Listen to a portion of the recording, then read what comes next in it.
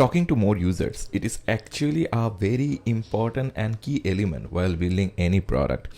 As I am doing the brainstorming and building the product of the customer experience AI, what I am realizing over the period of time is the more users we talk, the better insights we get, because you can't just build in isolation, because this is the fundamental change or development that is gonna happen over the period of time. So building is a lot like an amazing cup of tea. It requires the perfect combination of the right leaf, the milk, the sugar, and lots of love. Similarly, building an amazing software requires a good combination of input from the stakeholder, the users, the clients, the customers. At the same time, making sure that all the stakeholders are happy and they are doing the right thing. So taking inputs from them on a regularly basis and using them and using their feedback to reiterate the product so that you are getting the product market fit.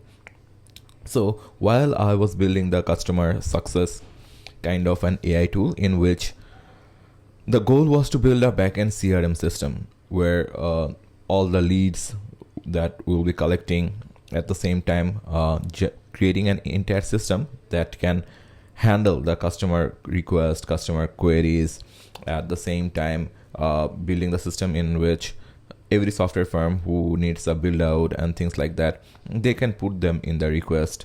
So an overall entire ecosystem which will have the soul, because all client communication through email, Slack, Teams, WhatsApp, iMessages, every single communication, everything will be built on this. Like this system will be the more or less of a single source of truth, where everything is gonna be held together, and over the period of time when anything is being requested, we will be taking things from here and then building things forward. That this is how we can do things.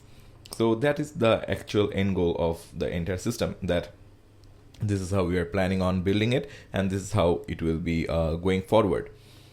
So why one important key element, that is like the taking the customer feedback? Because what I realized is, like, as I'm documenting this series, oftentimes what happens is like customer doesn't know what they need or what they want. So it is very important and crucial that we need to tell them that this is what you need, this is what your business needs. And the only way you can exactly suggest the client or the customer that you need this, because the customer had been doing the business for like quite a while. So you telling them that you are right and this is what you exactly need, you will be requiring that level of research and knowledge that you know their business better than them. And the only possible way to do that is like understanding the marketing landscape, that who are the competing product, what are their metrics, their daily active users, their user behavior. So ultimately relying on data, because one thing that holds true in startup, in like product metric, in building things, that data never lies. At the end of the day, data is the single source of truth. So while building the product, while I was interviewing the customers, while I was ideating with the team, one thing repeatedly came up. That was that oftentimes we build features, customer never use them. So like, but the feature were specifically being requested by the same customer. So it is something more of a paradox, that we are giving you exactly what you need, then why aren't you using it? So what it exactly means is that oftentimes some features are good to have, that customer may request that, yeah, I need this, I need that, I need this, all those things, but not necessarily, because they don't need everything, and even if you give them, they're not going to use it. So it is like more like a kid going to the store and thinking that I'll be buying everything, but then he will not be playing with it. So in that way, if that kind of thing happens with your product, it's a huge loss in both, in terms of development cost, in terms of everything. So there are key two challenges. At first, identifying like what exactly is needed, talking to the consumers, and honestly speaking, people lies. So consumer, I won't say lying is a thing. They don't know what they need till they use it. More like the feedback is not always will be in the right form. So we need to read between the lines as a product owner, product managers, PMs, that we need to read between the lines and extract the key information that is what gonna matter most and what is gonna be the determining factor, that yes, this is what is needed and this is how things are gonna be moving forward. So you need to be in the control and making sure that you are making the right decisions in terms of product metric, that whatever you are building it for the right cause, right purpose, and everything is now adding up to the value and the vision.